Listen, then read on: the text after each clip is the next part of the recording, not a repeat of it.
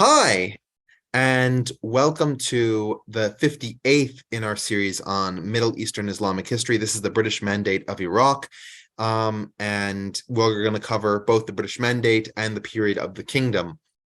So that title might not be all-inclusive, but it sort of gives you a sense of the guiding hand in the local politics. Now, the rules for those of you who are unfamiliar, this is not an academic presentation. I'm not accredited in history, philosophy, religion, or any other topics that we will be discussing today. I'm just a lay person who finds these topics personally interesting. My family is Iraqi, and so there is definitely a connection that my family has to this time period. And this is a secular presentation, meaning that I'll try to address all the different perspectives, try and show all of the different pieces moving around in an objective and unbiased way. But that said, like all the other topics in the Middle Eastern history series, this is a topic that can engender a lot of strong feelings. So let's be respectful. But that said, interactivity is something that I really love and appreciate. So questions, comments, clarifications, please put those in the chat. I do read the chat and will respond to you in real time. What I like to say is that these presentations are a 101 and a 201. A 101 meaning that if you don't know anything, you'll be able to follow the bare parameters and discuss the situation at hand. And if you already know something about this, then this will help expand the knowledge set there. What I also like to say is that there's a 2-hour hard stop, meaning that at 9 p.m. Eastern time, whatever slides I don't get to, that's okay. We'll just push that into our next meeting. And that way you don't miss any content. Any conversations we have, those can continue on in our Q&A period. But we won't be revealing any new material after the 2 hours. When I put dates of service, for political figures, we're talking about when they served. If we're talking about a philosopher, that's just when they lived. This, like all the other entries in the Middle Eastern and Islamic history series, is going to be recorded, and you can watch it on our YouTube channel. Please subscribe to our YouTube channel up there. And also, if you feel like our programming is worthwhile, Meetup, Zoom, and YouTube are all premium subscriptions that we have to pay for. So while we don't require any payment to see these lectures, if you feel like your life is enriched by having seen them, please send some money by PayPal. All right. Now, one of the things that we sort of discussed a little bit when we talked about Saudi Arabia in episode 52 is that you have this massive collision happening in the Middle East at the beginning of the 20th century between medieval states and modern states. And a medieval state is a state where you have attenuated power, where the central leader doesn't really actually control that much. He has a number of more local lords and nobles, and in the Arab context, they're called ayan. But you have these lords who control pieces of territory, and the peasants who live on there are responsible to those lords. And so the amount of power that any top sovereign has is actually quite minimal relative to the power of these local individuals. And those local individuals are then in a bargaining position with the key sovereign. And as you move to a nation state, you're moving away from that sort of separation of hierarchical powers into a top-down absolutist, you could say, structure. Now, it could be an absolutist structure that is presided over by democratic means or by dictatorial means, but you have this united power that then goes into the local areas. And while Iraq was part of the Ottoman Empire since the mid-1600s, and we'll talk a little bit about that, most of the time that it's in the Ottoman Empire, it's actually being ruled in this quasi-independent way, where a lot of the local ayans, these local nobles, are the individuals who have a lot of local power, and there are a number of different tribes and clans that are operating at this local level. You can compare this in certain ways to a lot of what we saw in the Levant region, and you can contrast this with what we've seen when we talked about the Ottoman Empire in the areas around Istanbul, where the populations are much more organized under the direct rule of the Sultan. So we've tracked through Iraq through a lot of the history we've talked about. We've talked about Hulagu Khan, who burned the city of Baghdad to such an extent that the population didn't recover until the 20th century. We've talked about a number of different Kurdish statelets. These are sort of quasi-tribal entities. They would have rule over a number of tribal coalitions, but they would almost always be subordinated to a larger imperial domain. And we also touched on the fact that because the Kurds live in the mountains, they have a number of different religious beliefs that sit outside of Orthodox Islamic tradition. You have things like the Yarsani, you have things like the Yazidi, you have things like the Alevi, you have the Shabaki, who are Arabs but are somehow inspired by a number of Kizilbash Turkish traditions. And we talked about these religions a lot in episode 38, but it's and so you can go back there if you want to know the specifics of those faiths. But what's important to remember in this as we move into Iraq is that in the Kurdish region, both Kurds and non-Kurds that live among the Kurds, like the Assyrians, like the Arabs in the mountains, we're going to have an incredible amount of diversity packed into a very small space. And that diversity was protected historically by the fact that the mountains were isolated and difficult to access. Modern technology, railroads, communications are going to bridge that distance and make these areas much more accessible to the lowland populations, primarily of Shiite and Sunni Arabs in the lower part of Mesopotamia. And that's going to create a cultural collision that we're going to see again and again as we move through this period.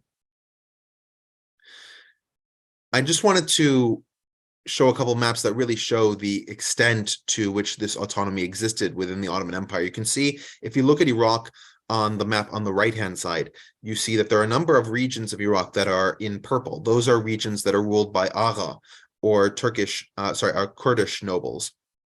And the Agha would have their own independent government system. They would pay tribute to the Ottomans. They would recognize Ottoman control over their regions, but they wouldn't actually be implementing direct Ottoman law. They had a lot of their own independent power. And if you look at the map on the left-hand side, you can see those Kurdish principalities, those states run by the Agha, shown in more relief. And so when you see the Ottoman boundaries, this sort of hard line established by the Treaty of Zahab, which is the current boundary between Iraq and Iran, we have to understand that that is a border between two states' areas of influence more than it is two states' direct border. And we also, as we point out, we have a number of Christian communities that are collectively seen as Assyrians, but divide based on a number of churches. Some of them are like the Chaldeans in the south of Iraq, individuals who are affiliated with the Catholic Church. Chaldeans are Catholics. There are Arameans, there are Syriacs, and the Syriacs are affiliated with the Syriac Orthodox Church. The Assyrians are generally affiliated with the Church of the East. So you have all these different churches, but by and large, you have this tradition that sort of feeds into itself of Eastern Christianity that is practiced by Aramaic-speaking people throughout the Mesopotamia region. And this population is roughly, let's say, 5% of the overall population of the region. There's a question about what is Chaldean. Chaldean is short for Chaldean Catholic Church, and refers to the Christian population that was speaking Aramaic in the areas Baghdad and south that were part of the Holy See of Baghdad, that was recognized in the 1500s as part of the Catholic Church, but by the Syriac Rite, meaning that they pray in Syriac liturgy as opposed to Latin liturgy. And this region was highly contested in the middle of the last millennium between the Ottomans and the Safavids.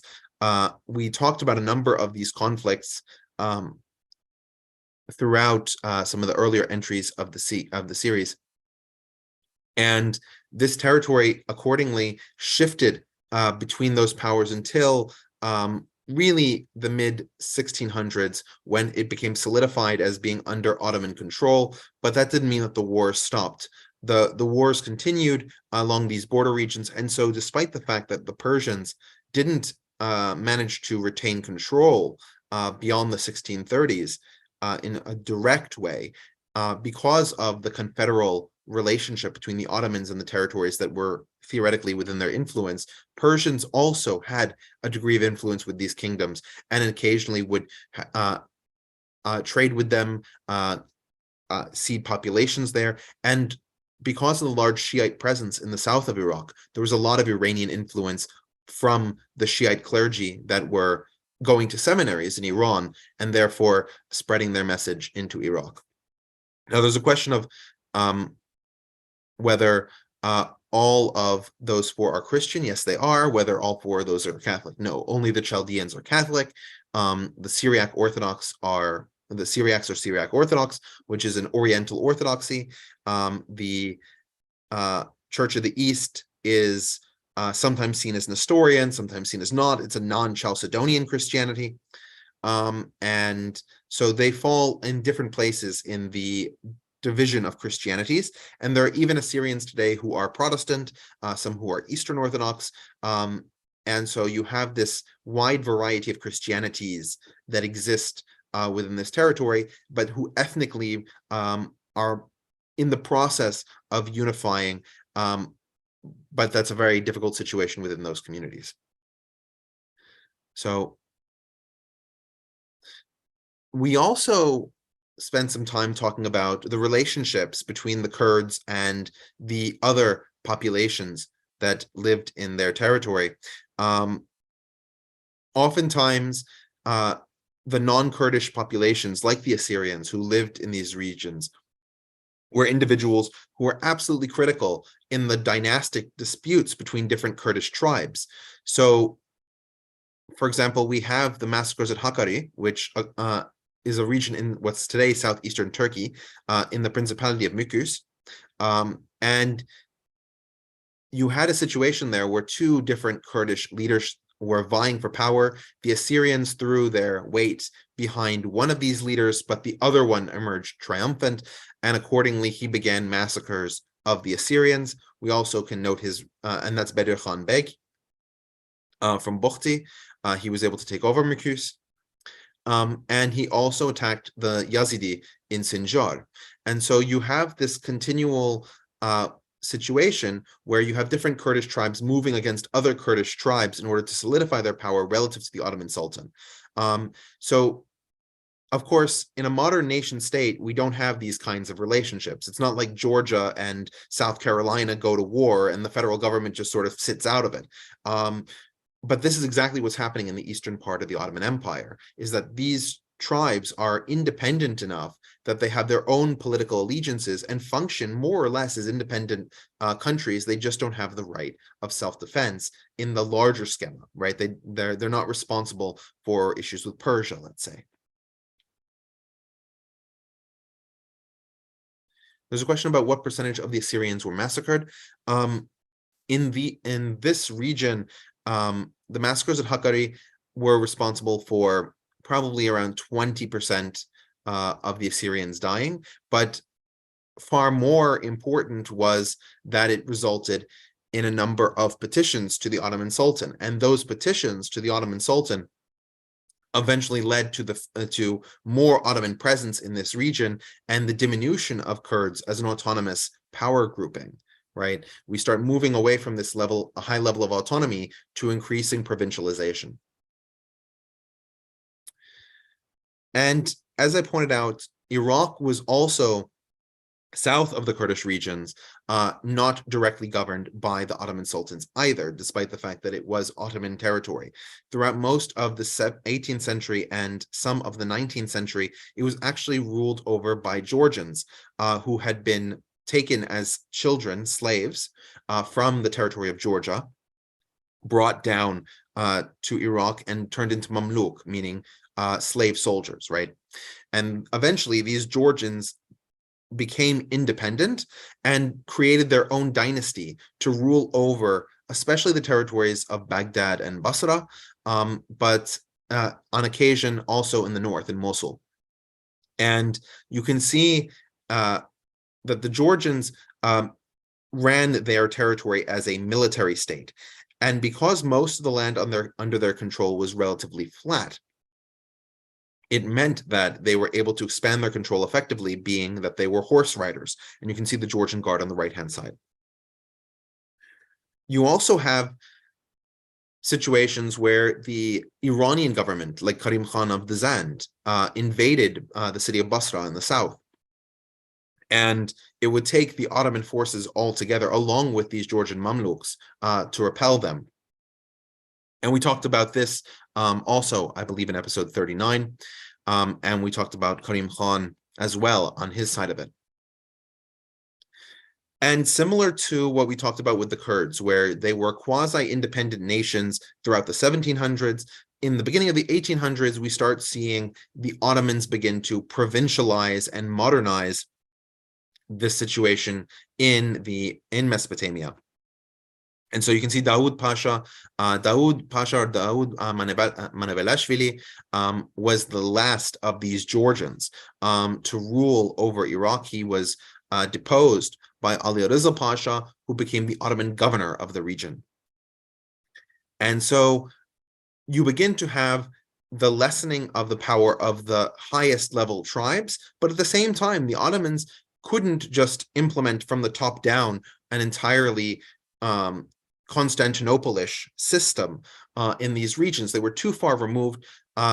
Communication was better, but it wasn't perfect. And so you needed a degree of working with the local tribes. You have this slow move towards full provincialization from the immediate removal of these top-level nobles and organizers.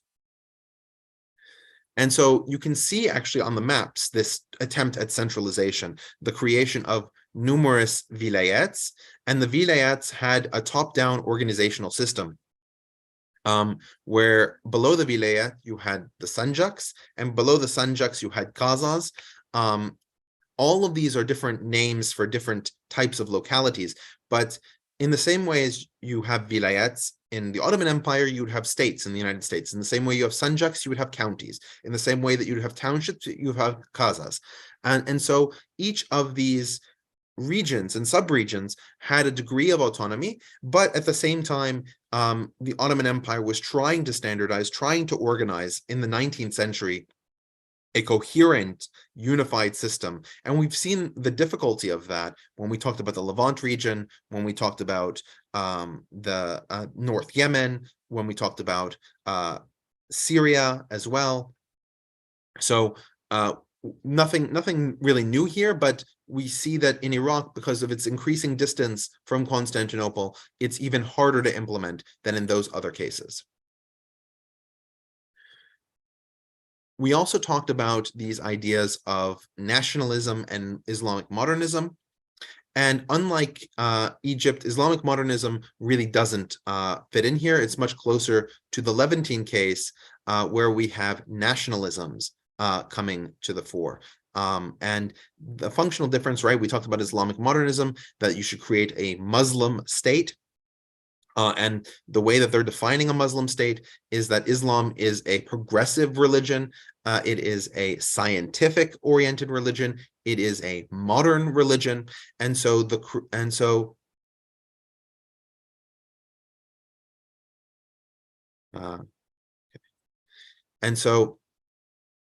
at a fundamental level,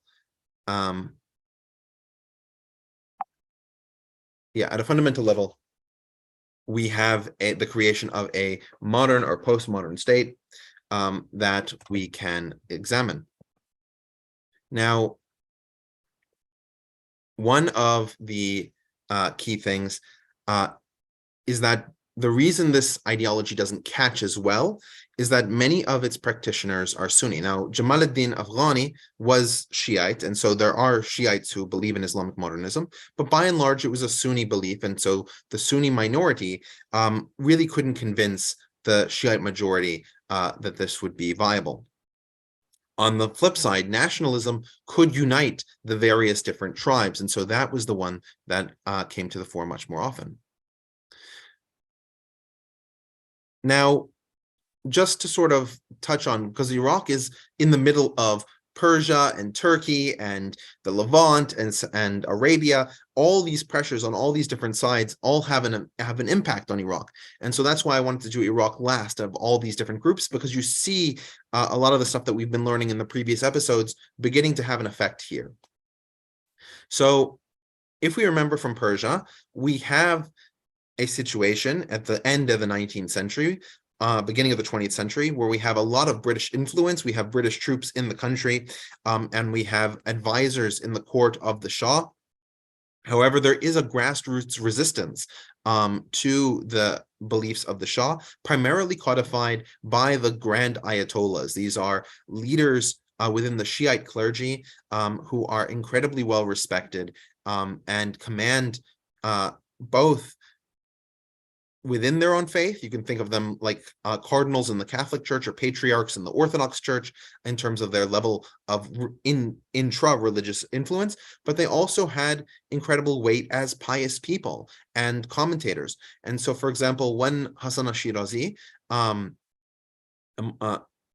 issued his fatwa against using tobacco in 1891, even people close to the Shah of Iran did not use tobacco because of how forceful his personality and weight of character was. And you also had situations where you had rebel groups fighting in difficult to access regions who are being led by more left-wing ideals, especially socialism or communism. And so the influence of these sort of factors cannot be understated in Iraq, because we're going to see those kinds of groups resurging in Iraq as well, both those that are led by Ayatollahs and those that are more left-leaning in their political ideologies than the conservative kings that are ruling the area at the moment.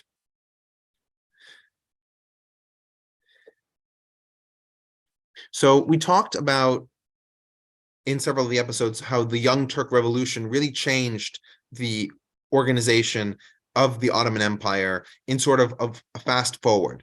We saw the provincialization attempt in the 19th century. The Young Turks really tried to do it, and they did it by attempting to make all the parts of the Ottoman Empire Turkish-speaking areas.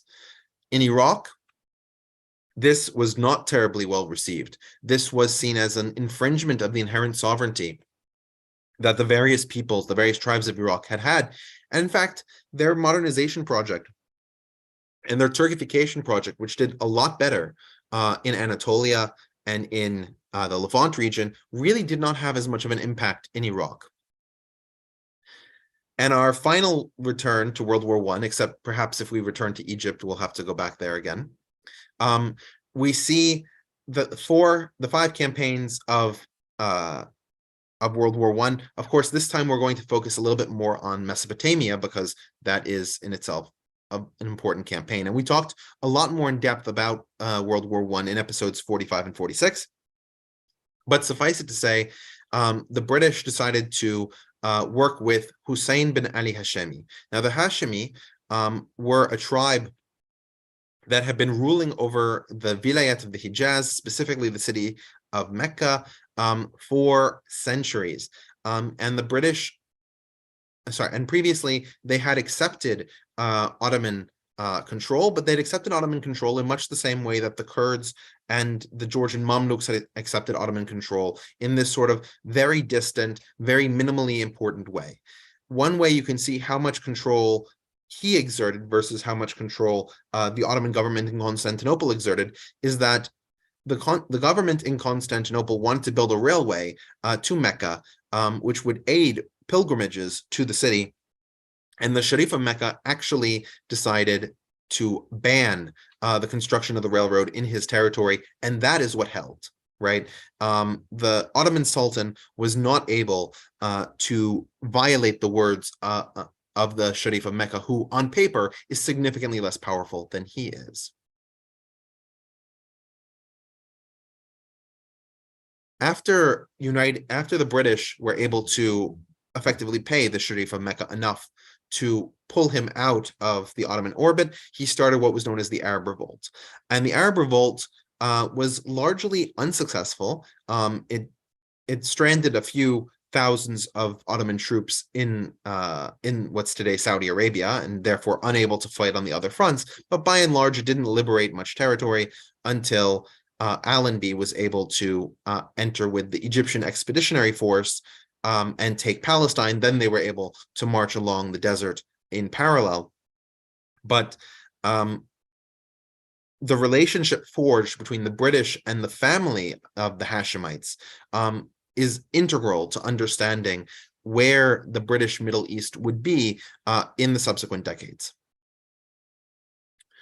One of the British relationships that they cultivated outside of the Hashemite relationship, and it's going to be, of course, important when we talk about Iraq, is the creation of Kuwait.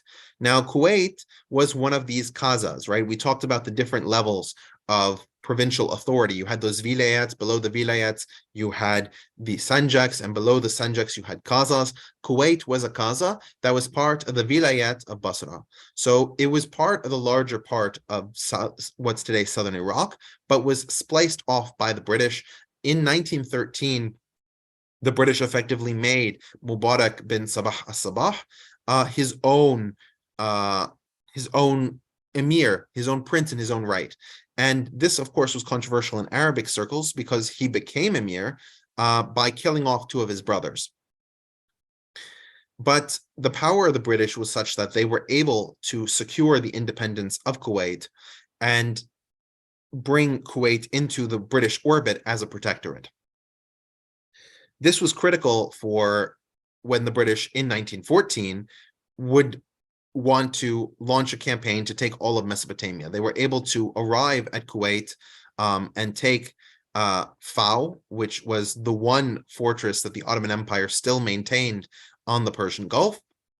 And they proceeded to march up the river valley, first disembarking to walk along the Tigris River, and they got to Kut al-Amara, where the British army was decisively defeated by the Ottoman forces. And you can see more of that here. The British captives, of whom a significant portion were Indian, because it was the Indian army that was sent into Iraq due to the proximity. A number of them were marched to Aleppo, and a number of them, when they were discovered as POWs, you can see the emaciated state that they were in. Now, it's important to understand how the Ottomans were able to defend at Kut al-Amara, right? It's not as if a number of troops trained in Constantinople came all the way south and defended the territory. Nur ad-Din, who was an Ottoman commander, basically rallied a number of tribespeople, especially Sunni Muslims, and he set commanders over them, and then they were the ones who did this. And the relationship that they had with the Ottomans was simply one of convenience. It wasn't that they were part of an Ottoman army. They were not usually salaried soldiers. They were individuals who were brought in as part of tribal allegiances that the Ottomans had managed to cultivate during this process of provincialization. Now, it wouldn't be another 2 years until the British decided to march into Mesopotamia again and try and take it. And this time in 1917, it was far more successful.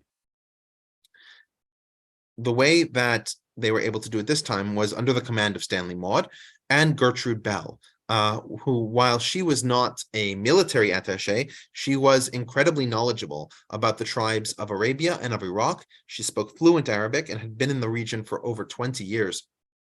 And she was able to facilitate alliances with different tribes in order to allow the British to pass through much more territory much more effectively. Now, when the British arrived in Baghdad, because of Gertrude Bell's understanding of the local politics, the British knew which populations in Baghdad, which tribes of people would be more amenable to supporting a British occupation and which ones less so. And in particular, the Jewish community of Baghdad, which was the largest single community of the city, it was roughly 35% of all Baghdad residents were Jewish. The Jewish community was the most interested in British control because the British promised, at least nominally, to respect the differences of religions. Historically, in Iraq, minority religions don't tend to fare as well as the majority religion of Islam. And the reason why the Jews are the largest number at 35% is that you had a lot of different minority communities, as well as Sunni and Shiite Arabs in the city.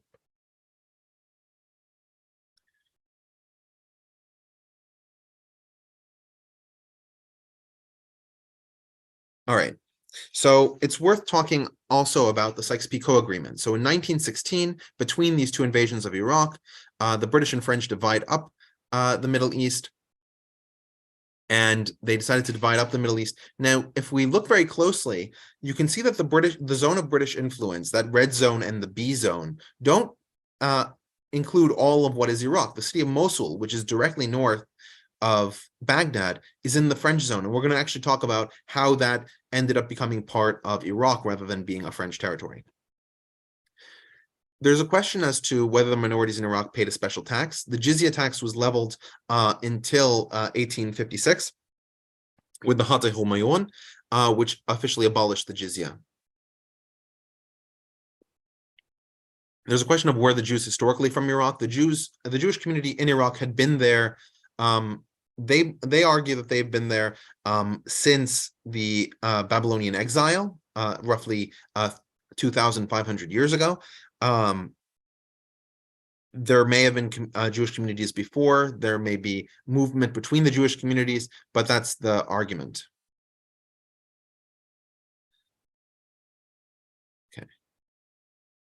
Now, after World War I, which was also devastating for Persia, despite the fact that Persia didn't actually fight in the war, and you can see more about that, I believe, in episode 52. Oh, sorry, episode 50. The Persians suffered greatly, and so Lord George Curzon was able to create what was effectively a protectorate within Persia, where the Russian sphere of influence that had existed in the north of Persia was over because of the Soviet Union and its lack of imperialistic policies. But the British managed to expand and put a number of people on the ground in order to effectively turn it into a massive protectorate. And Ahmed Shah Qajar was willing to give up all of this power. The Iraqis saw the way that this operated and were not terribly keen, at least many of them, in following in the same footsteps, which will explain some of how quickly the Iraqis responded to the British attempts to create protectorates and mandates. So as we pointed out with Versailles, the British would get the lion's share of what is today Iraq, and you can see, if you look in the northern part, that the French were going to get that northern piece. Unknown to the French, but known to the British, there was a high likelihood of petroleum existing in that northern part, and so the British felt that it would be better served for them to take the territory while the French were unaware of this fact. And so when the mandates were drawn, there was an agreement between Clemenceau and Lloyd George, we'll talk a little bit about that, to expand that northern part to create the Mandate of Iraq. Now, that agreement in 1918 primarily revolved around oil, and we'll talk a little bit about how that worked later. There was division within the British as to how exactly the Mosul Vilayat, the Baghdad Vilayat, and the Basra Vilayat should be put together to create a stable entity. There were those like the High Commissioner, Arnold Wilson, who was operating on the ground, who thought that independence for the Iraqis in any form would be sabotage. And the British needed Iraq to be functional because of the British Empire's dependency on oil. So in his view, the Iraqis should have limited, if any, power in their own government, and British officials should be appointed at every turn. And he's at one extreme. On the other extreme, there were those who felt that a vassal state in strong alliance with the British would be more acceptable. And so the mandate was designed to sort of allow a compromise, in theory, between those two outcomes, that Iraq would be theoretically prepared for its own independence, but in that state of preparation, the British would have dominant control of the region. And this was codified by the San Remo Conference on the 25th of April, that the mandate would be Iraq. Now, I mentioned this sort of oil piece and what's called the Mosul question. Mosul being that northern vilayet of Iraq that was originally considered part of French territory, but shifted to being British territory. But it wasn't just the British and the French who claimed it. You can see the Turks also claimed it. We talked in episode 47 about the Turkish War of Independence. And in the Turkish War of Independence, Ataturk declared what was called the Misak-ı or the National Pact, that the Turks would unify all the territories that had historically belonged to the Ottoman Empire and the subset of those that had belonged to the Turkish peoples. And according to the Turkish government, Kurds were a Turkish people, in contrast to the Arabs of Syria and Iraq, who were not considered Turkish. And so those Kurdish majority regions should be part of the Turkish state. The British and the French disagreed that those territories should be part of any future Turkish state, right? Which is why they proposed the Treaty of Sèvres in August of 1920. But it turns out that the British and the French were not willing to defend all of the territory that they were claiming. And so the Turks were able to push back. However, despite the fact that the British and French were not willing to defend areas in what is today southern Turkey, Mosul, because of its oil, was incredibly valuable. And the British were not going to part with it. Now, the French understood that the vast amount of oil wealth, but they didn't want to expend as many soldiers in controlling it. So they were willing to split control of what was called the Turkish Petroleum Company, which is ironically named because Turkey had no say in it at all, between French control and British control. In fact, the British divided their control between the Anglo-Saxon Petroleum Company based in London and the Anglo-Persian Oil Company based in Iran, but under British leadership. And you can see the last 5% was reserved for an Armenian named Kalust Gulbenkian. He was a British citizen, and he had been very key in negotiating many of the parameters of this oil treaty. And with his 5% earnings on the oil that was recovered in Mosul, he founded numerous art museums. He is widely believed to have been the largest art collector in his time, and set up museums in both the UK and in Portugal. There's a question here of when did the collective Kurdish identity emerge? It seems like by the time of Sykes-Picot, they did not have a cohesive identity like the Turks or Arabs did. I would argue that the Turks had a cohesive identity only because Ataturk was creating that identity in the 1920s and 1930s. And we're going to see we saw some of that when we saw the Turkish Republic in episode, I want to say 50 or 49. The Arabs did not have a cohesive identity at this point. In fact, we're going to see how non-cohesive that identity was. They all understood that they were Arabs, but what was much more important was their tribal loyalty or affiliation. And there's a question, did the French have other oil interests elsewhere?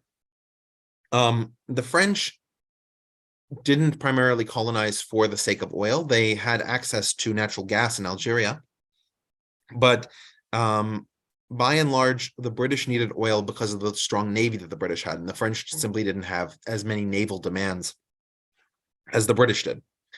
And so from the French perspective, economic control and access to petroleum was more important than actually directly expending the troops to control the territory.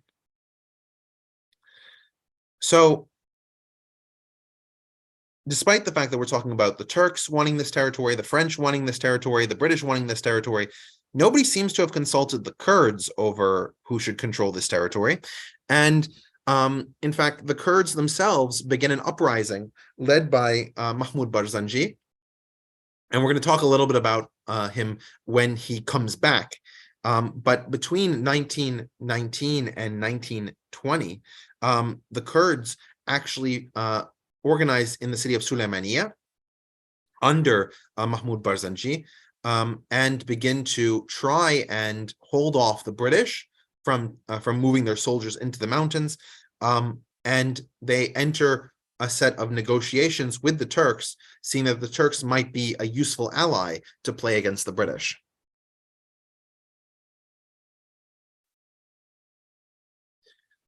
So The British were dealing with this Kurdish problem, but the Kurdish problem in Mosul wasn't their biggest concern. Their much bigger concern was the Iraqi Revolt of 1920. So as the British prepared to release that they are going to create a mandate of Mesopotamia, you have increasingly difficult negotiations with a number of the Shiite clerics who exist in the region. Now, Shiites are the majority in south of Iraq, and if you take all of Iraq together, they're still the majority of the country. But one of the difficulties during the Ottoman period had been bringing Sunnis and Shiites together of different tribes, bringing the different tribes together who had competing interests. You often had conflicts between tribes of the same ethno-religious affiliation. But the British managed to decrease the economic opportunities for all the groups in such a way that when a Shiite leader, Mirza Muhammad Taqi Shirazi, published a fatwa or religious opinion saying that the British should be resisted because of the way that the British were ruining the economic prosperity of Iraq and not allowing the Iraqis to govern themselves. Both Sunnis and Shiites banded together in terms of trying to resist the British control. Now, the British, led by Secretary of the Air, Winston Churchill, went to the region and received telegrams from the region and believed that the situation was dire, such that Indian divisions would need to be sent to Iraq to quell the rebellion. However, that would take a few months. And the Indians wouldn't arrive until October. So between May and October, you had the small garrison of British troops that were there fighting against the different rebels. Now, the rebels were lightly armed and would move from place to place. The way that they usually fought the British was through ambush. Along the Mesopotamian River Valley, there are a number of valleys and inlets that usually dry up during the summer. And the Iraqis would know these areas and hide in them and then attack. You had a number of attacks, especially around Ruwaitha, Ruwaitha and Diwaniyah. You can see also north of Baghdad in Sunni-dominated regions like Baquba and Samarra and Fallujah, there were attacks against the British. The Great Iraqi Revolt of 1920 is really the only time in Iraqi history where there was unequivocal alliance between the various Shiite tribes and the various Sunni Arab tribes. There was also fear on the British part, which led to the increased clamping down before the rebellion broke out, that Soviet influence was going to permeate Iraq, because a lot of the national liberation language that the Iraqis were using was language that came out of communism. Remember, of course, that the British were dealing with communist rebels in northern Iran, the Jangali. And so the fact that that ideology could spread across the borders, especially since many Shiites moved between Iraq and Iran, that was very worrisome to the British and resulted in them being less than charitable with the Iraqis that they were dealing with. The British also tested their idea that they could control the country from the air. And so you had British airplanes flying out and bombing both discriminately and indiscriminately areas throughout Iraq in order to suppress the rebellion.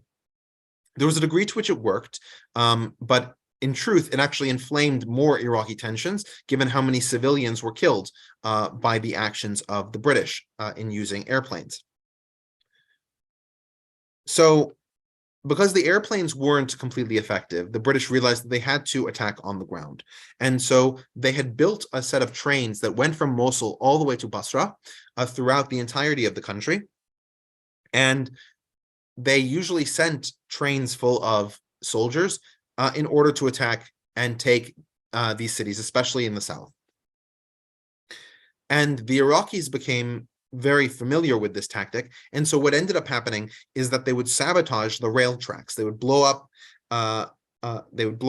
areas And while it didn't stop the British, and the British would be able to eventually get where they wanted to go and win in those cities, it took more time. And those delaying tactics meant that the Iraqis could move more effectively and around the troops.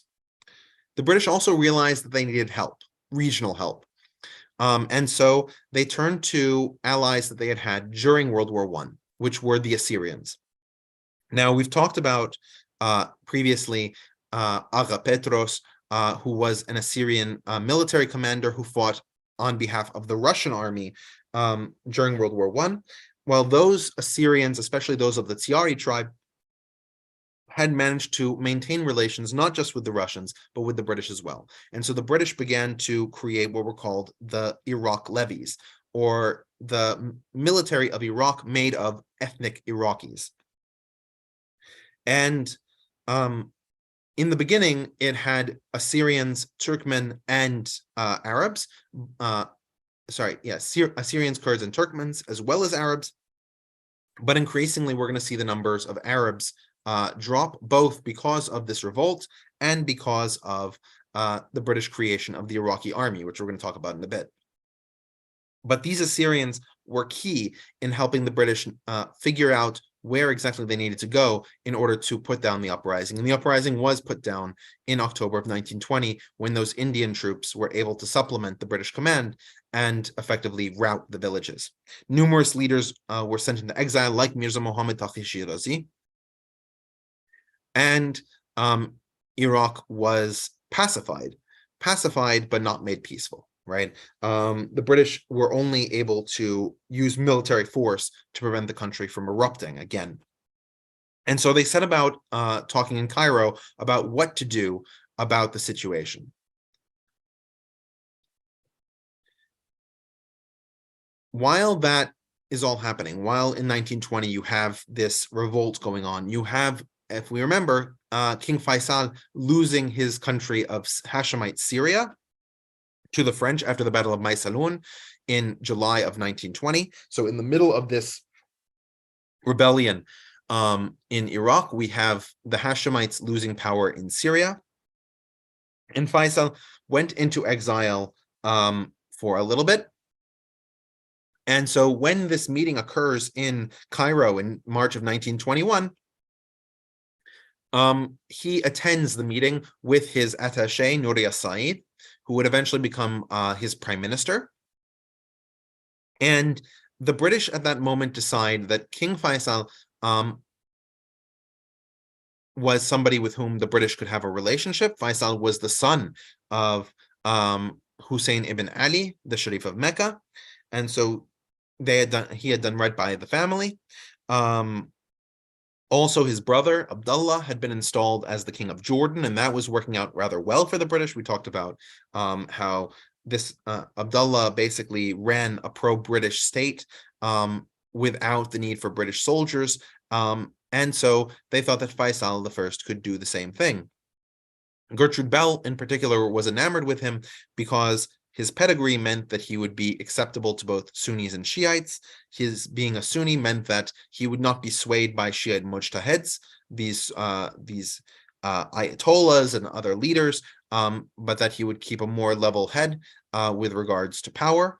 Also, he would be in the minority, right? The Sunni Arabs are a minority in Iraq, and so he would be reliant on British strength in order to maintain his position, meaning that he couldn't give way to the nationalists, and because he was Sunni, he could reach out more effectively to the Kurds, because that way, because they would share the same religion. So that meant that he was, quote, the ideal candidate. And so Gertrude Bell, along with the other leaders of the Cairo Conference, requested King Faisal, former king of Syria, to now become king of Iraq. And they also helped him develop the Iraqi army, which would be an Arab majority army that would be trained by the British and that would serve King Faisal, with British attachés being part and parcel of the military. if you remember from our discussions about the Jordanian military, it is almost exactly the same, where you had British advisors, and that was called the Arab Legion. There's a question here about whether Faisal was educated in the West. I believe he was, but the reason that he's dressed that way is that most educated Iraqis dressed that way. Most educated Middle Easterners in general dressed with suits and ties. It was much more religious leaders that tended to dress in the old style because of all the modernization that had happened under the Young Turks. And there's a question of whether I have any relationship to Sasson Esquer. Yes, I do. He's a cousin of mine. So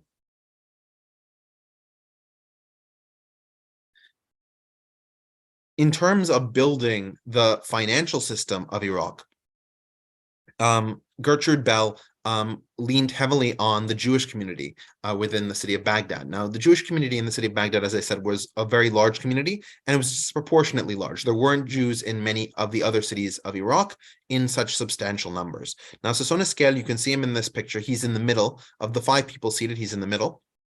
And Sasson Esquel had been a financial minister within the Ottoman government prior to the dissolution of the Ottoman Empire, and he was very familiar with financial rules and regulations.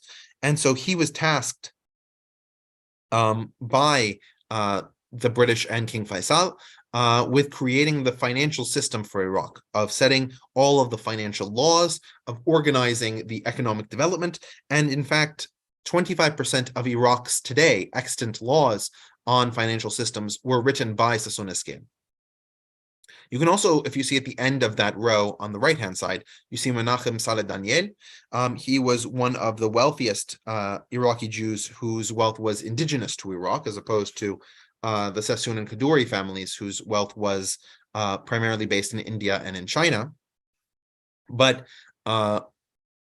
he is somebody that I mentioned in the Zionism presentation, because his opinion on Zionism was that it wasn't for Iraq, that Iraqi Jews were under enough suspicion as it was, as a community, that they couldn't really reach out to the Zionist process, and that Jews in Iraq had a relatively stable position with regards to the lives that they led in Iraq, whereas Zionism could challenge that, could upend that.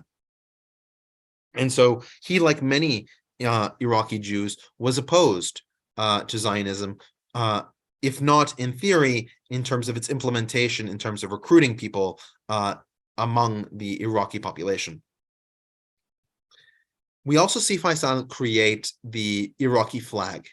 This is the flag of the kingdom, and you can see it's actually based on the Jordanian flag, right, where you have the 3 bands, black, white, and green, with a red triangle. But since Jordan already has 1 star, Faisal made 2 stars and truncated the triangle to match.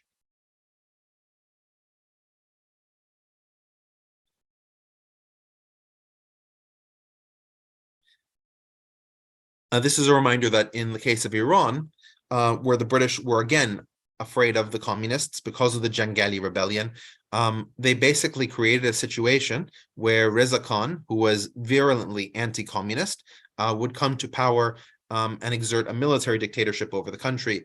Now, Reza Khan was able to evict the British, but the British got what they needed in terms, with the exception of petroleum, but he was able to evict the British colonial or protectorate apparatus while achieving the secondary British aim of keeping the communists out.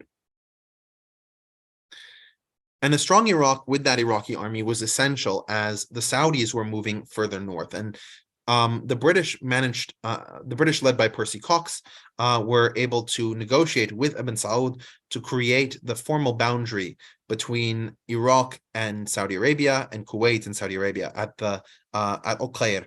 There came to be an understanding. And the Saudis had decent relations with the British up at this point. They had taken British weaponry, and by and large, they didn't want to directly antagonize the UK, because the UK was helping them put down a number of their own internal rebellions using airplanes. So with this understanding of Al-Qair, the Iraqi army and the Saudi army avoided war, and the northern extent of Saudi Arabia was defined. Now, we've sort of avoided talking about the Kurds in this period. And as I said, in 1920, after the Great Iraqi Revolt was put down, the British were able to allocate troops and put down Barzanji, and they exiled him to India. But at the same moment, the Turks were beginning to press into the northern part of Iraq as part of their national independence war. And the British realized that the Kurds were often more willing to work with Turkish invaders like Shafiq Özdemir, Shafiq Özdemir being a Turkish general of actually Circassian origin. But the Kurds were much more willing to work with them than they were willing to work with the British. So they decided to make peace with Barzanji, and they brought him back. They undeported him from India to Sulaimania, his historic homeland, and set him up as a British puppet in the region. But Barzanji was not interested in being a British puppet. He was interested in becoming what he called the King of Kurdistan. And so he founded the kingdom in 1922 in the area of Sulaimania. You can see I've created a map that shows the territory of the kingdom juxtaposed with the current KRG, right, the Kurdish regional government in modern Iraq. And the area that is hashed is the area that the KRG controlled at its largest extent in 2016. Now, the Kurdish kingdom managed to force out the British, and Barzanji actually began to reach out to the Turks as a possible alliance against the British.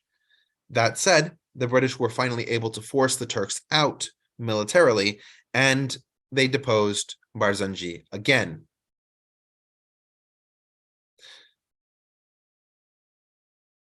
If we remember, actually, when we were talking about Iran, that there were Kurdish rebellions in Iran in the territory right beside Sulaimania and the areas that Barzanji controlled. And so actually in 1923, Simko Shikek, who was leading the Kurds there, actually sent a letter to Barzanji trying to create unity. And many Kurds point to these types of letters between Barzanji and Shikek to indicate that there was the beginning of a Kurdish national identity, that Kurds were beginning to see themselves as allies despite being from different tribes, and perhaps they should be part of a coherent and constituent nation. Unfortunately, Shikek and Barzanji couldn't make an alliance because Barzanji had thrown in his lot with the Turks, and the Turks were killing the Kurds within their own borders, right? We talked about the Azadi rebellion when we talked about the creation of the Turkish Republic. And the Turkish Republic directly attacked Sheikh Said and a number of other Kurds, both on nationalistic grounds and on grounds of religious difference, right? Ataturk was trying to secularize the country, and Kurds tended to be more religious than Turks. But regardless, because of these different situations that the Kurds found themselves in contemporaneously, one being resisting the British by using the Turks, one being resisting the Persians, who had an anti-British stance, and another being subject to Turkish violence, the Kurds could not unite cross borders because they couldn't find any way to shore up their own alliances in so doing. And then we get to the moment of what I like to call surrender pendants, where you have something that looks like independence, but really sets us up for less independence than we may have bargained for. And so in 1924, the relationship between the British and the Kingdom of Iraq was codified. The Kingdom of Iraq would be subject to British control. It would effectively be a colony with Faisal I effectively leading British ministers in the government, who would then choose the orders that were implemented. Following 1930, there was a new Anglo-Iraqi treaty that was formed. And under this Anglo-Iraqi treaty, the British had control over all the foreign affairs of Iraq, but Iraq would be able to become a member of the League of Nations. which meant that Iraq would be an independent country, and Iraq was able to promulgate a constitution that created two parliaments. There's the Majlis-e-Ayan, or the Congress of the Nobles, usually translated as Senate, and there was the Majlis-e-Nawab, or the Chamber of Deputies, as the lower chamber. The Majlis-e-Ayan was appointed from the various nobles, usually appointed by Faisal I, in accordance with British will. And the Chamber of Deputies was actually elected, but elected by the various tribes.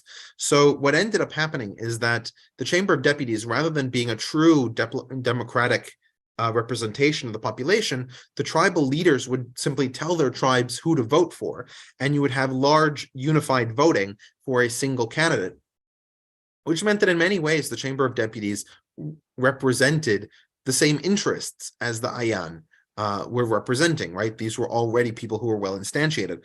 And for those who are familiar with Iraq post-2003, the elections in the American-created Republic of Iraq have many of the same issues, where you'll have entire tribes or significant portions of tribes voting for candidates that they've been instructed to vote for. And so the vote doesn't actually represent, let's say, the individualistic will of the people. Despite this increased freedom, or at least supposedly so, Iraqis protested against the Treaty of 1930 because of how effectively the British were able to control the foreign policy of Iraq and prevent Iraq from connecting with its other Arab states and brethren. We then had in 1933 that Faisal I dies, and he's succeeded by his son Ghazi I. Now, Ghazi is much less willing to abide by British instructions than his father was. And he began to make entreaties to the rising Nazi German power. And the Nazi Germans were more than willing to have discussions with King Ghazi. And what he requested, perhaps more surprisingly than anything else, was a radio. And so he built a radio into Qasr al-Zuhur, or the Palace of Flowers, which was one of his palaces. And he would speak on the airwaves about the ideas of Arab unity and Arab development, that Iraq could be the center of a Arab civilization. And this became very popular very quickly. In fact, you begin to see a number of movements within Iraq to remove the British. Obviously, nothing materializes quite like the Great Revolt of 1920, but you begin to see an increasing Arab nationalist movement within the country. And in particular, this movement focuses on Kuwait. As we pointed out, Kuwait was created by the British from Akaza of Basra Vilayet. And so in the eyes of many Iraqis, it should be part of Basra.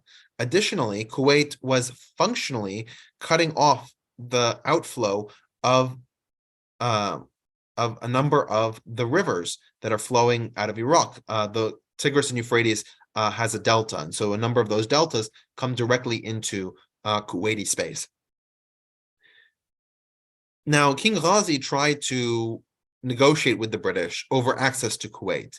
Perhaps they could build the rail line from Baghdad to Kuwait. Maybe they could sign an agreement for the use of Kuwaiti ports. Maybe there could be some sort of agreement without violating the sovereignty or quasi-sovereignty, because Kuwait was a British protectorate, of Kuwait. And the British vetoed every possible opportunity, which is why King Ghazi was so adamant that Kuwait had to become part of Iraq. The British made clear that he should stop making these kinds of statements, and when he didn't, he had an accident on April 1939 where his car plowed into a ditch, and he did not survive this accident. Nobody on the British side was confused by this, nor was anybody on the Iraqi side confused by this. One of the key aspects of British territorial control in Iraq was the creation of RAF bases, Royal Air Force bases. As I pointed out, when the Iraqi Revolt, the Great Revolt of 1920 was suppressed, it was suppressed primarily using air power along with troops on the ground. And that air power had become central to the British idea of power projection, especially since Iraq had so much oil, and therefore the oil could easily be used to refill and restock these planes. And so the RAF bases, like Habaniya, became, in many ways, the symbol of British power in the country, more than infantry or tank bases.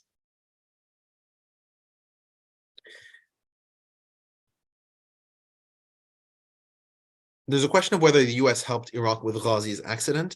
As far as we can tell, the United States wasn't involved. Remember, in 1939, the United States is rather isolationist. The United States will definitely take much more of an interest in the events of Iraq when we move into the Cold War period. Now, we talked about during World War I that there were massacres of the Assyrian population in addition to the massacres of the Armenian population, both of these being genocides. And as you can see, the strongest hit regions for the Assyrians are those regions in what is today southern Turkey, Siirt, Hakkari, and Diyarbakir.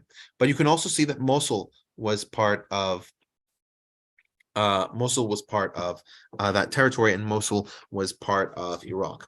And so you have this legacy of the Saifo, of the Assyrian genocide, sort of playing into Assyrian thought processes.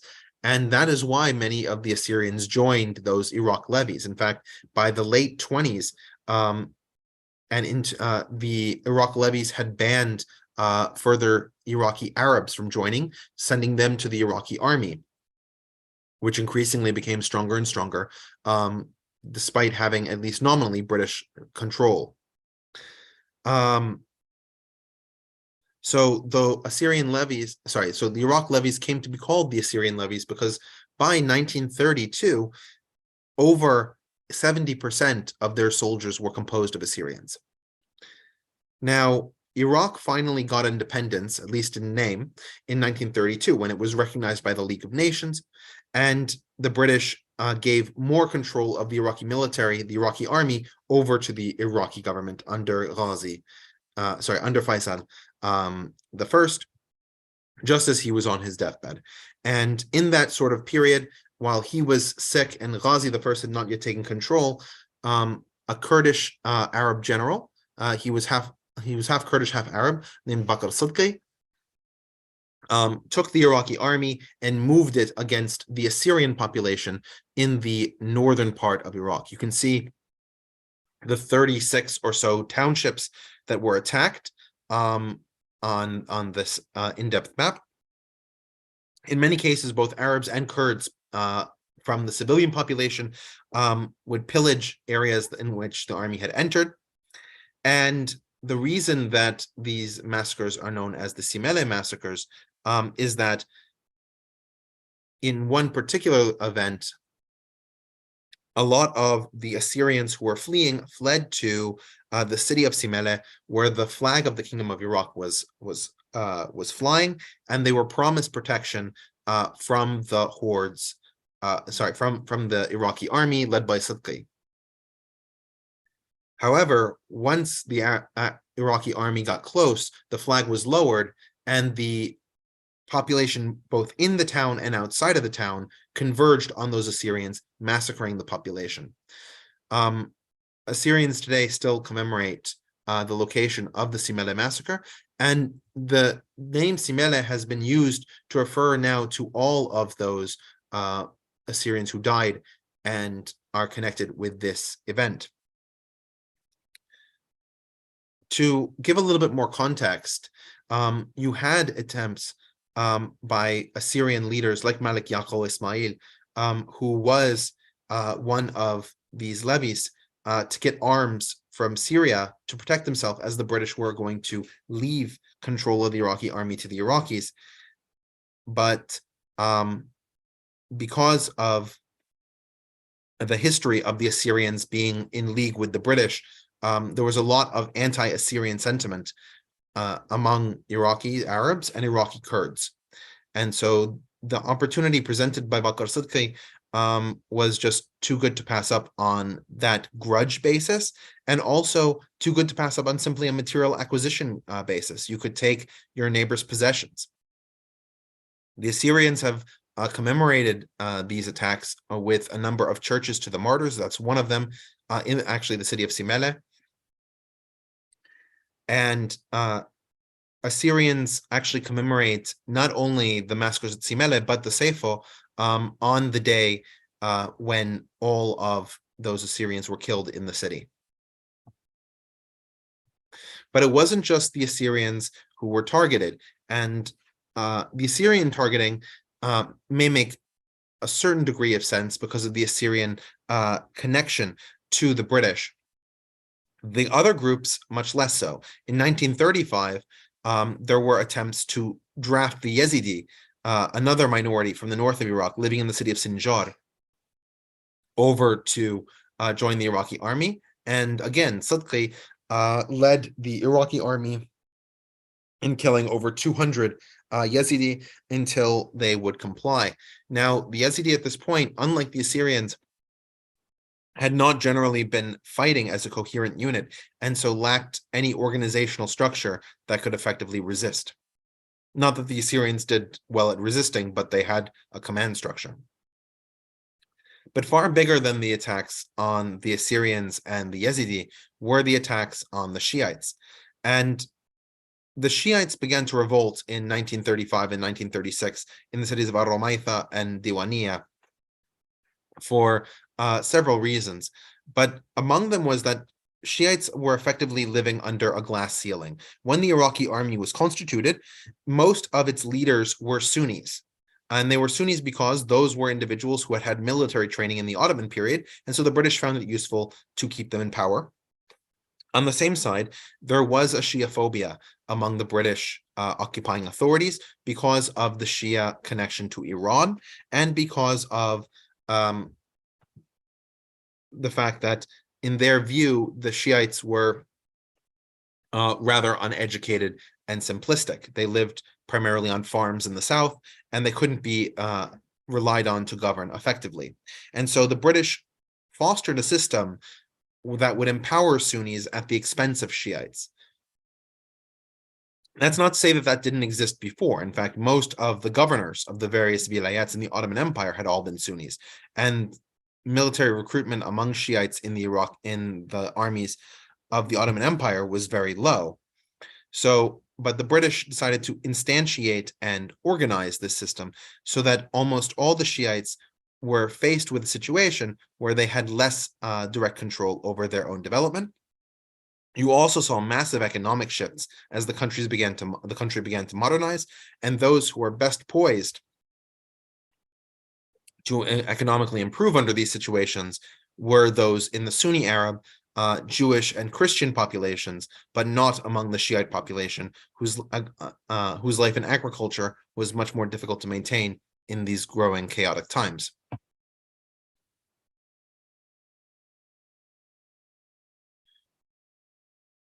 And after the Shiites were put down in 1935, Bakr Siddiqui actually turned on the prime minister of Iraq and launched the first Arab coup d'etat the first coup d'etat in the history of the Arab world.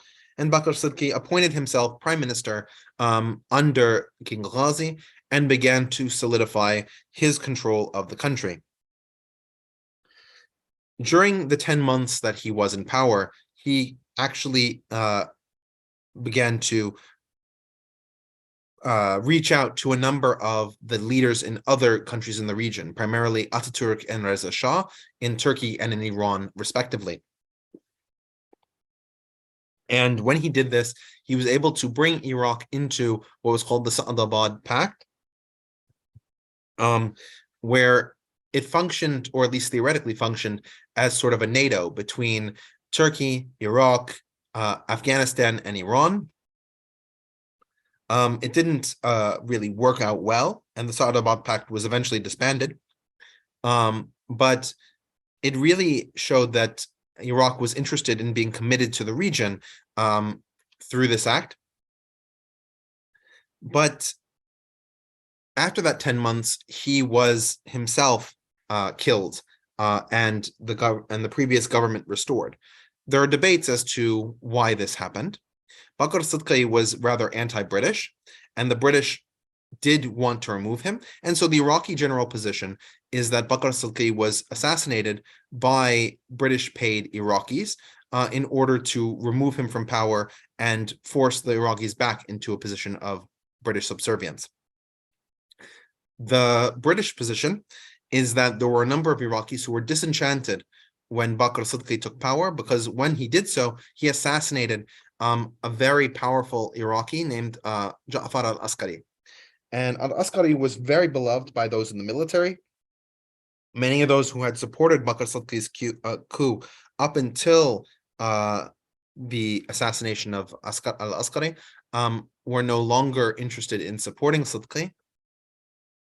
And so those Iraqis who were disenchanted with him finally found an opportunity 10 months later, and they killed him. Regardless of which story is accurate, Sidqi's assassination meant that his government would revert back to King Ghazi until King Ghazi was assassinated, as I pointed out, in 1939, 2 years later.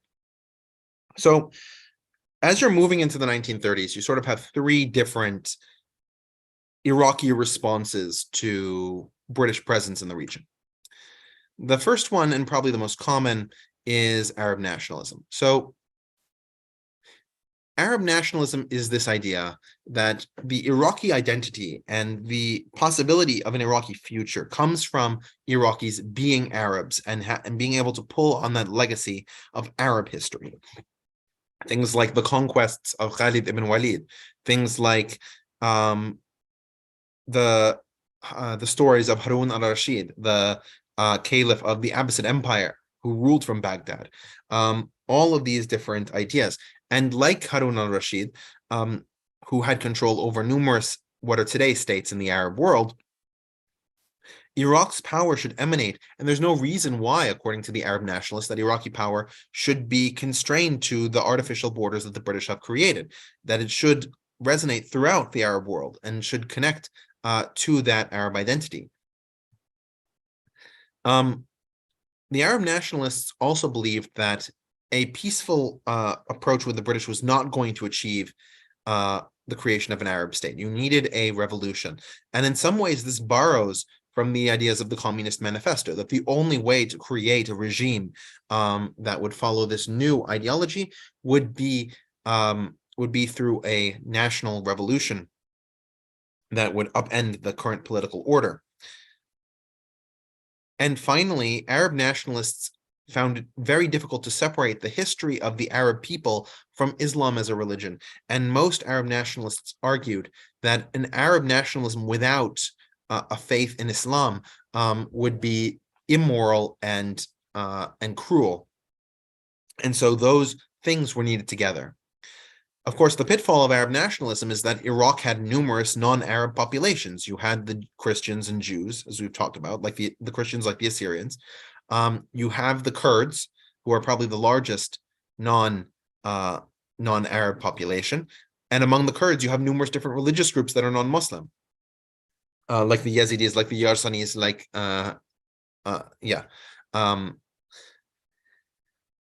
and so like the Mandians. And so there's an issue with this Arab nationalism and how exclusivist it is, which is where the Iraqi nationalists come in. The Iraqi nationalists tend to focus outside of the Arab story, and they focus on different elements in Mesopotamian history. They talk about the ancient Assyrian Empire, which we covered in episode 35 or 36. They talk about the various states that existed in the ancient period under Persian control. They go through the different ways of Mesopotamian history to show that there's a commonality to the Mesopotamian experience, and that is what can draw the people of Iraq together. Similar to the Arab nationalists, they believe that they need a military overthrow. And what really separates them from the Arab nationalists is that they really believe that Kurds and Arabs can form a union to make an Iraq viable, and that kind of Iraq won't need the British. That kind of Iraq will be able to be self-sustaining. And because of this, while Islam will be the dominant religion of the state, they don't believe that there should be a limit or that Islam should have a direct influence on governing policy. Both Arab nationalists and Iraqi nationalists, in contrast to the monarchy that had been established by the British, could be seen as left-leaning, but they wouldn't be left-leaning by an American standard. They're not promoting equality of all people. They're not coming up with some idea of a massive welfare system. And to the degree that there are proposals for that, we'll see those as unique one-off situations, not views of the entire movement. And then, of course, there's the third category, which the British did everything in their power to promote, which is the pro-British group. And the pro-British group wanted to strengthen the monarchy. They believed that the monarchy was the symbol that would hold Iraq together, and that the British military was what would help secure the longevity of the government. In contrast to Arab nationalists and Iraqi nationalists, who had a pro-Arab and a non-aligned military perspective, the pro-British emphasized a pro-Western perspective, that Iraq should align itself with Britain and other Western powers. And they also believed in the perpetuation of the system that had existed at present, which is where Sunni Arabs have the dominant political position, and other populations in Iraq would fall in line under the Sunni Arab umbrella.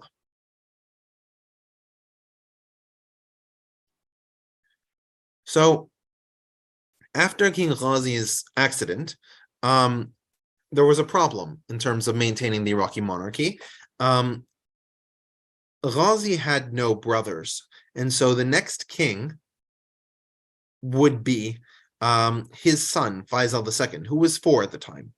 And so it was necessary to bring in a regent to rule in the name of King Faisal II. And so they chose Abdalillah, who was King Ghazi's first cousin. Now, that meant that really this period, even though King Faisal II is king from 1939 to 1958, he doesn't actually rule in his own name until 1953.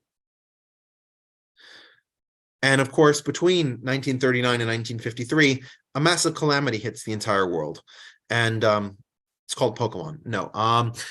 You have World War II, and World War II doesn't affect Iraq in a Nazis conquered it sort of way, but it does affect Iraq in that Iraq can't escape the international dynamic that is going on.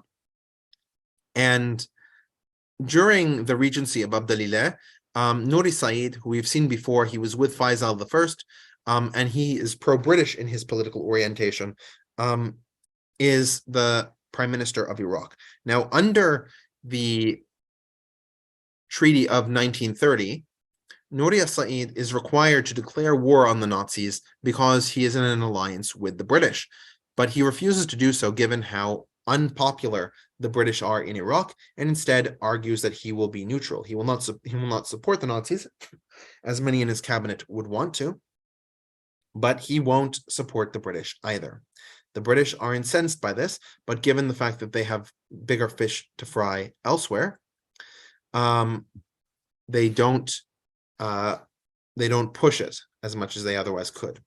In 1940, a number of Iraqis who are more pro-Nazi in their orientation managed to make their way into Turkey, where Franz von Papen is the German representative, the German ambassador in Turkey, and they expressed him in 1940 that Iraq is interested in becoming more aligned with the Axis, and that they should expect some sort of relationship in the future.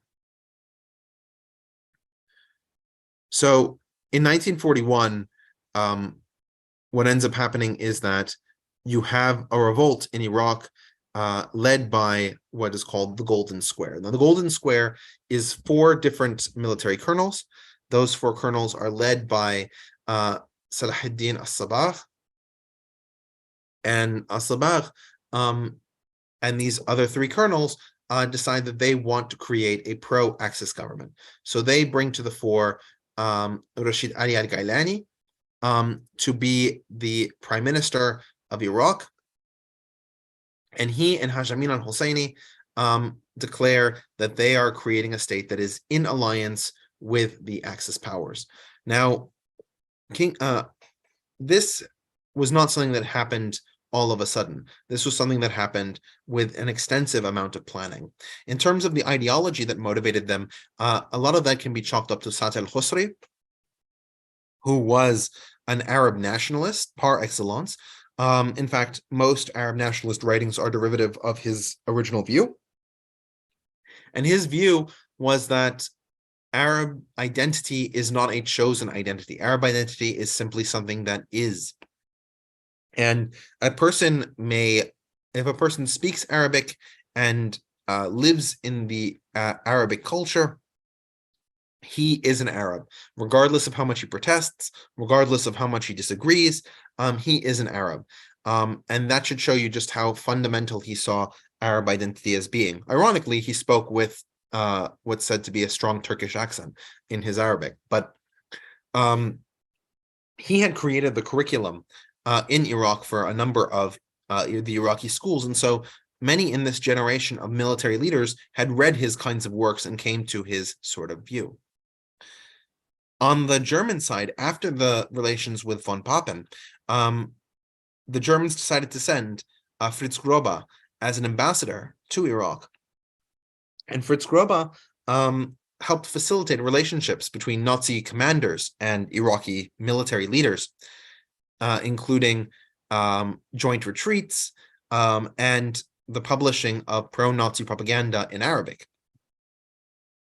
When the leaders of the Golden Square proposed to Grobe that there be a revolt in Iraq, Grobe happily supported it and pointed out that he would do everything in his power to promote it.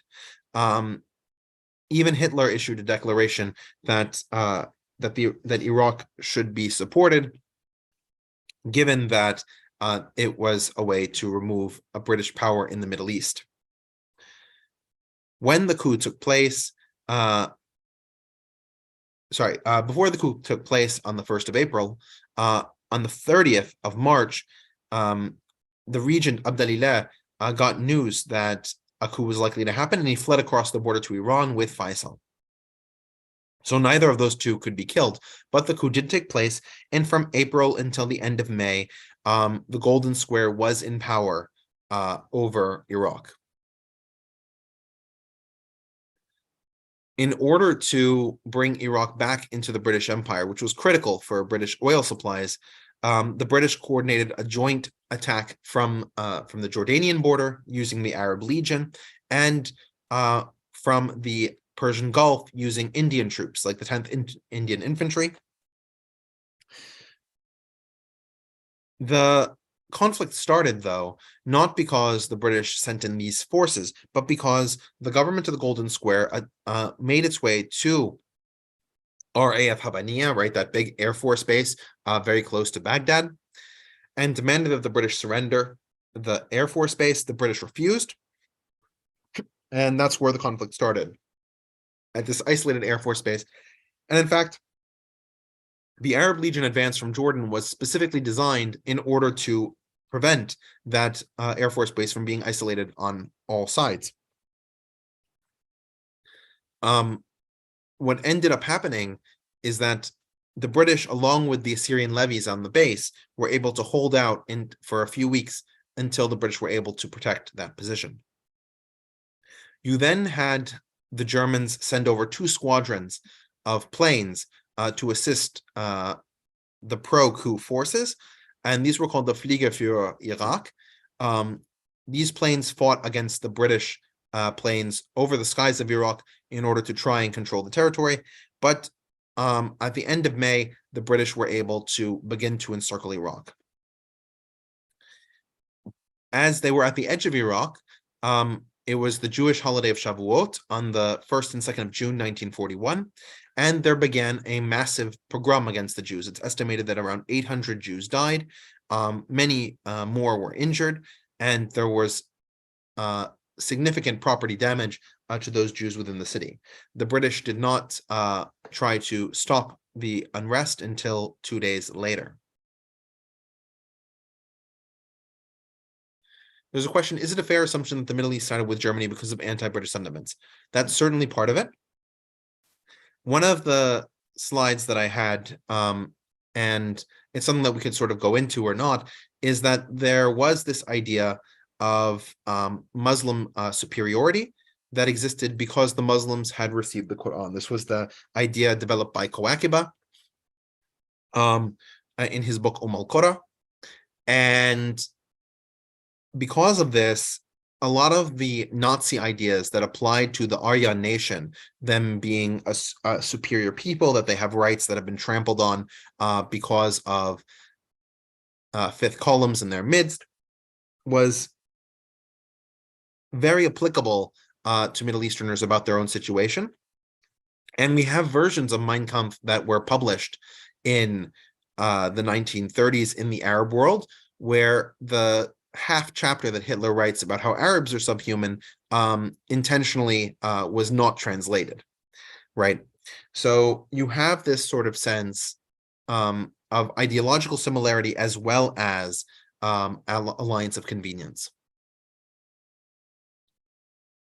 In fact, after the coup is overthrown in June of 1941, Hashamin al-Husseini and Rashid Ali al-Gailani actually flee to Nazi Germany and begin working for Hitler within the European part of the empire. After Iraq was brought back under British control, the British then turned around both their own English forces and the Indian 10th Division to liberate Syria, which we talked about in our episode 55. So now you're coming out of World War II, and you have a British occupation force in Iraq. You have a number of serious questions about what the future of Iraq is going to be. And into this period, this post-war period, we begin to see general dissatisfaction with the pro-British stance, which and the presence of the British military.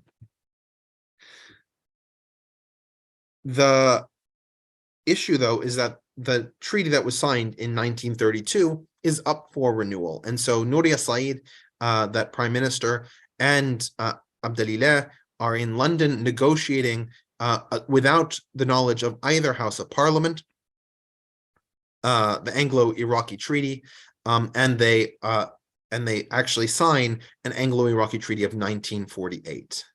When word of this gets out, the Iraqi Communist Party is able to organize a massive uprising from numerous disaffected Iraqis who are angry that the British are going to be able to continue to have troops in Iraq, continue to control the destiny of Iraq. And in addition, over the course of the 1940s, there had been even more economic inequality developing between the different populations, especially poor shopkeepers, younger students. These were people who felt like they had no serious economic prospects. And so you had what was called the Al-Wathba uprising, because it took place in the district of Al-Wathba. And this uprising was the height of the Iraqi Communist Party's political power. It was directly challenging the validity of the monarchy, and it made Nuri al-Said very much hated for having negotiated the Anglo-Iraqi Treaty of 1948.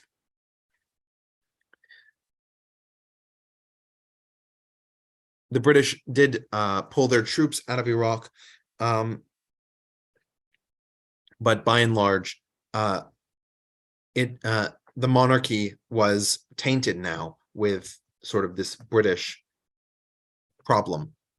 Now, as 1948 rolled on, we had the Arab-Israeli War of 1948, which we discussed in depth last time. Iraq's primary contribution was to assist the Jordanians in holding a number of the hill areas in the northern part of what's today the West Bank. And the Iraqi troops did not do well. The Jordanian troops were far better trained, far better organized than the Iraqi troops were. And by and large, again, this was seen as weakness on the monarchy's part, that it was unable to stop the Zionists from creating the state of Israel. And so you ended up with increasing dissatisfaction with the monarchy, even though the British had now disappeared. Or so they said on the ground. You had, in 1952, another uprising by Iraqi students, again, trying to push for increased freedoms. Like the Al-Wathba, this was attacked by the military. Hundreds of civilians were shot and killed. And the Intifada became a symbol of the increasing intransigence of the monarchy and the difficulty that Iraqis had with dealing with it. In 1955, and the Intifada was brought up by a number of economic factors, especially because in Iran in 1951, Mohammad Mossadegh was able to nationalize Iranian oil and spread those profits to the population. Why couldn't something similar happen in Iraq? Why couldn't Iraq do something a little bit more left-leaning in that sort of way? The British pushed Iraq and a number of other countries that formed a belt around the Soviet Union into signing the Baghdad Pact, which would create a British-led coalition of states that would be resistant to communism and the power of communism emanating from the Soviet Union. Given that, as I pointed out, communists had demonstrated with the Al-Wathba that they understood the needs of the Iraqis, and the Intifadas primarily operating from a more socialist background, wanting to decrease wealth inequality, trying to support economic gains of the lower classes.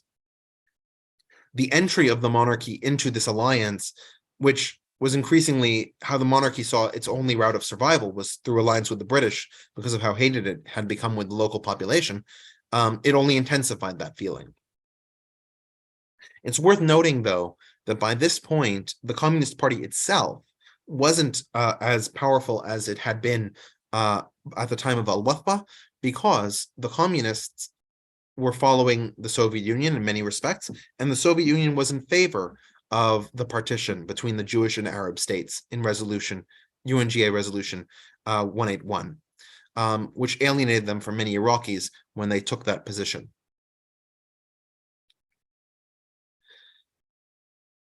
One of the biggest nails in the coffin of the monarchy was the Suez Crisis. Just as we had talked about with King Ghazi, the power of the radio across the Arab world to unite people where borders had been erected cannot be overstated. And Gamal Abdel Nasser, the president of Egypt, was absolutely a genius when it came to propagandizing over the airwaves. And he was incredibly popular, not just in Egypt, but in numerous other countries. So when the tripartite war began, this is a war by the British, the French, and the Israelis against Egypt because of Egypt's attempt at nationalizing the Suez Canal. The Iraqi monarchy found itself between a rock and a hard place. How could it stand behind the British, who were actively attacking a fellow Arab state? But they had to, because their alliance with the British sort of locked them into this position. The monarchies in both Jordan and Iraq were under an incredible amount of stress. And as the comments are pointing out, Eisenhower in the United States eventually resolved the Suez Crisis against the British, Israelis, and the French, and in favor of reinstating Egyptian control in the Sinai Peninsula with the UN Expeditionary Force, the UNEF. You can see some Yugoslavs who became part of the UNEF in 1957. But while Gamal Abdel Nasser lost the military battle, for Iraq, this was a shattering political event because it put Iraq on the wrong side of this now increasing pan-Arab nationalism. Nuri al-Said tried to do a number of things in order to legitimize his rule again. He kicked the British out of the Baghdad Pact to try and make it a regional pact and try and disguise the British connection to it. He also promised to put Iraqi soldiers in what is the West Bank and Jordan today in order to help defend against the Zionists. But those kinds of good faith moves were equally countered by the fact that the Syrian government, which was very pro-Egyptian, argued that they had uncovered on the same day as the Suez crisis had started, as the tripartite war had started, that there was a conspiracy in Syria to overthrow the Syrian government and attach it to Iraq. And as we discussed when we were talking about the French Levant, in the post Arab-Israeli war environment, there was a large movement of Syrians who wanted to unite Syria with Iraq. And so this was not out of the picture, but the fact that it occurred exactly on the same day in November was not terribly favorable to Nuri al-Said and the monarchy in general. In the attempt, so you come to this point where the Iraqi government and the fellow Hashemite monarchy in Jordan are both under the pressure of this new pan-Arab movement. And in order to at least show some devotion while being adamantly opposed to giving up power to Nasser, they had to follow in his footsteps a small bit. In early 1958, Nasser was able to incorporate Syria under the same government as Egypt, and they created what was called the United Arab Republic. And this United Arab Republic government survived for nearly 3 years, nearly 4 years before Syria revolted and reasserted its independence. But because of this attempt at creating union, the leaders in Iraq and in Jordan felt that they needed to also create a union so as to not feel out of place and disloyal to their citizens. Now, there was really no functional benefit that Jordan could give Iraq. Iraq was much wealthier, significantly larger population. Jordan had a better organized military, but it was so much smaller. And the only real reason to bring on Jordan, another issue that Jordan had is that as much as Nuri al-Said tried to distance himself from the Zionists in Israel, King Abdullah I had tried to negotiate with them. Remember that he was assassinated in 1951 while having secret meetings with ambassadors from the State of Israel. So Faisal and Hussein came together to create what they called the Hashemite Arab Federation, which was brought together on the 14th of February of 1958.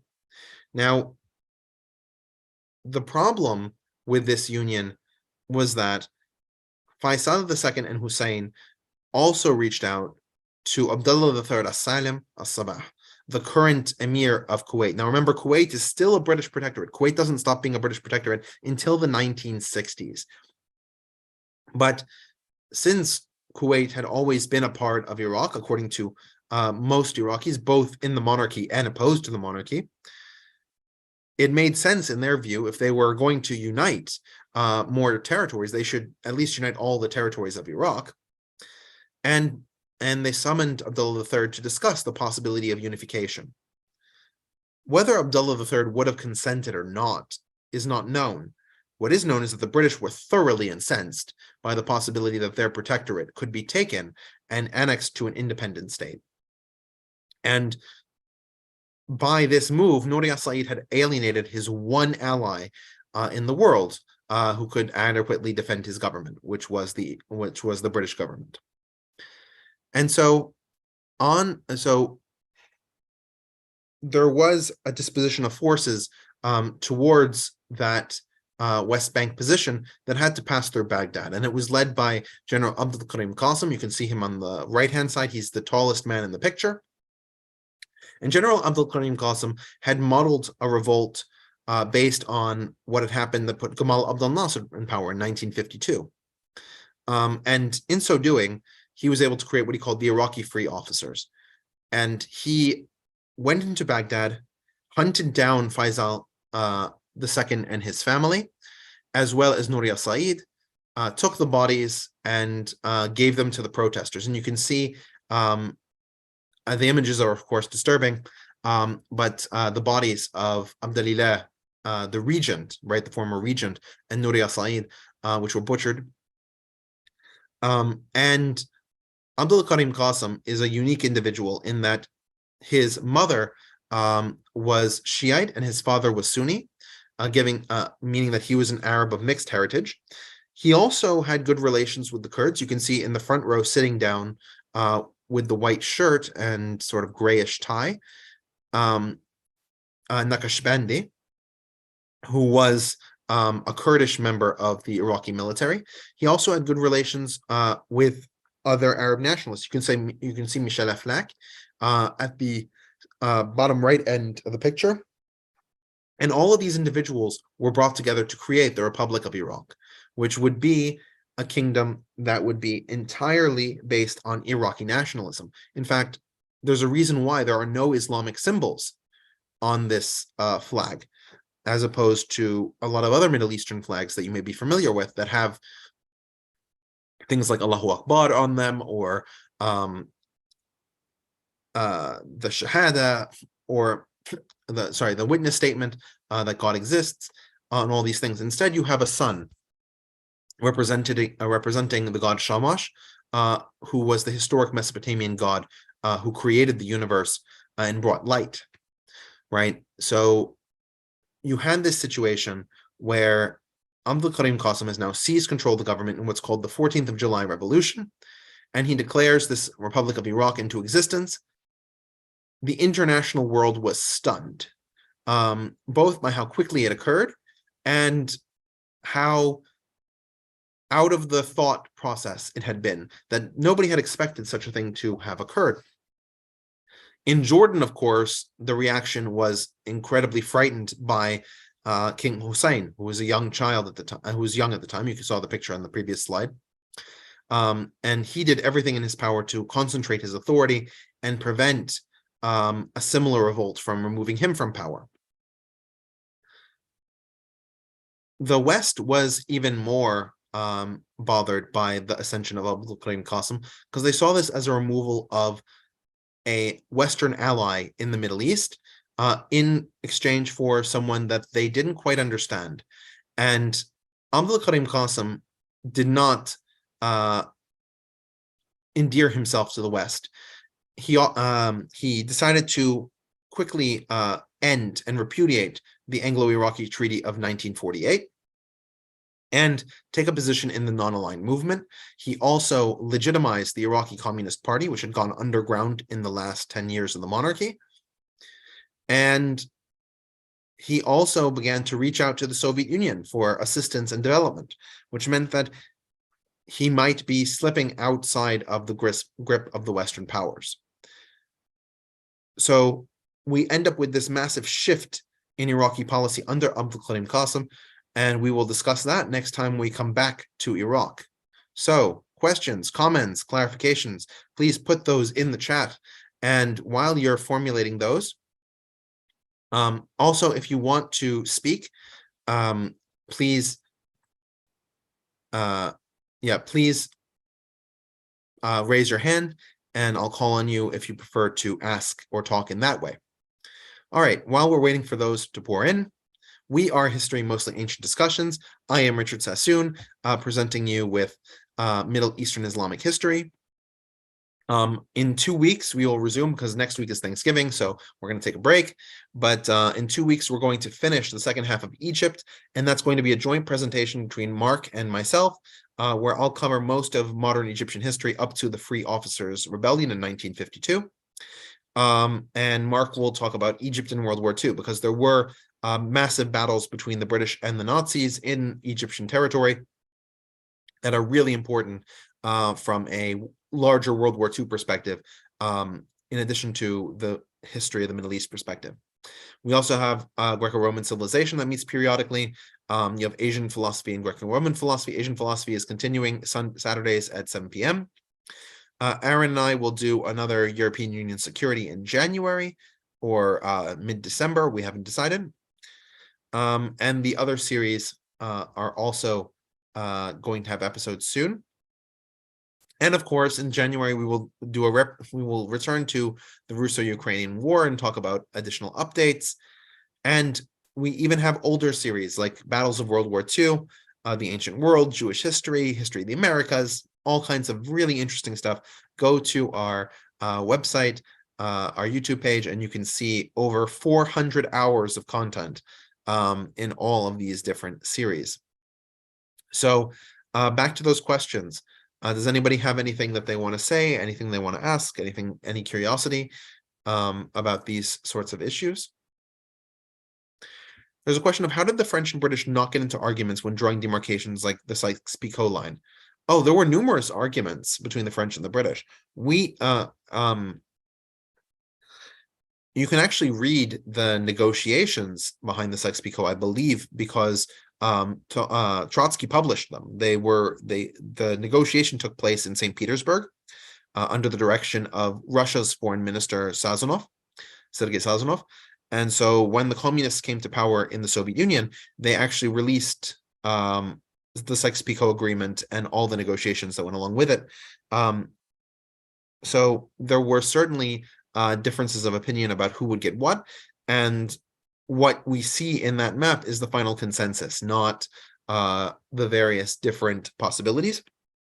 Additionally, the Sykes-Picot Agreement would have included an addendum for Sazonov to get control of Constantinople. If the Russians had still won the war as opposed to having a revolution in the middle of World War I, that would have been implemented for the Russians to give them Constantinople.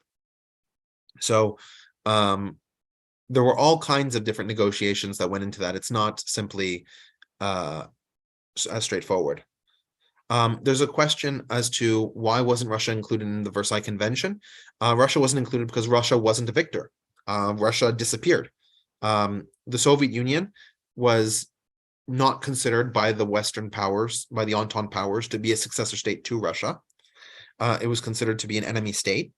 And that state had been neutral in World War I. And so there was no reason from the perspective of the Entente powers to give Russia the spoils of victory when they hadn't when they were no longer participating in that victory. Thank you, Patty. Have a wonderful Thanksgiving as well. Any last questions before I close this out? I think one of the interesting things is that you can see a lot of parallels in terms of the way that the British tried to solidify their control of Iraq in the 1930s with a lot of the ways that the Americans tried to solidify their control in the aughts.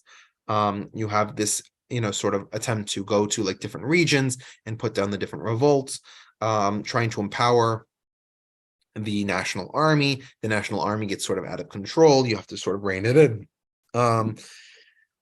You have disaffection between the different tribes, and the attempt to pull them together doesn't always work that well.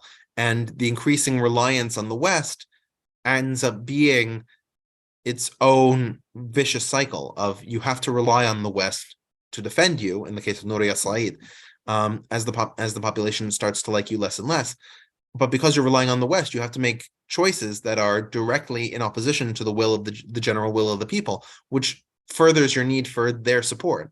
And so you get locked into this scenario where you really can't escape being a lackey, for one of a less pejorative term. But otherwise, you have no power base. There's a question as to where do you think the Middle East would be today without British or American intervention? I think if the British hadn't invaded the Middle East, the Ottoman Empire probably wouldn't have fallen. I mean, that's sort of a different issue. But if after World War I, let's say, the British just sort of packed up and left the way they did with Belgium, for example, Belgium wasn't turned into a mandate. I don't know what that Middle East would have looked like, but I think we can sort of look at other isolated cases and see what would have happened. I think Mongolia is actually a really illustrative case here. The West was not involved in Mongolia. Mongolia basically became a satellite of the Soviet Union.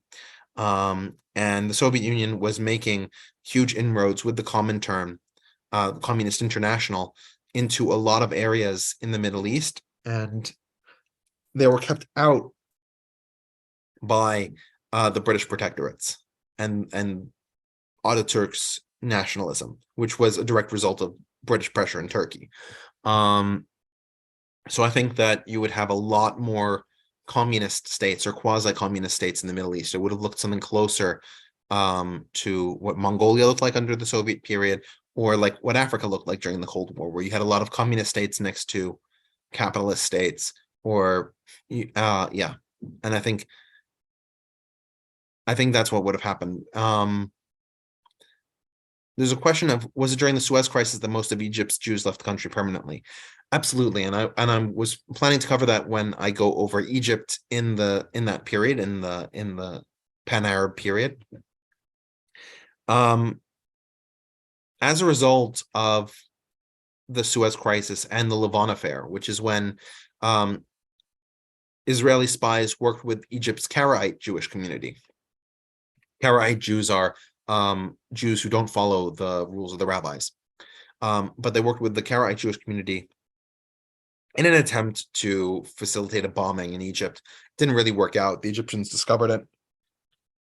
But between the Levant affair and the Suez Crisis, Gamal Abdel Nasser issued an edict for detaining the Jewish population in the country. And because of how harsh that was, most of the Jews fled to Israel.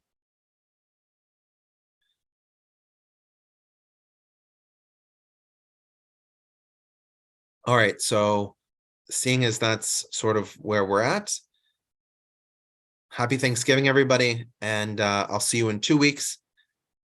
Enjoy. Oh, Steve, you have a question?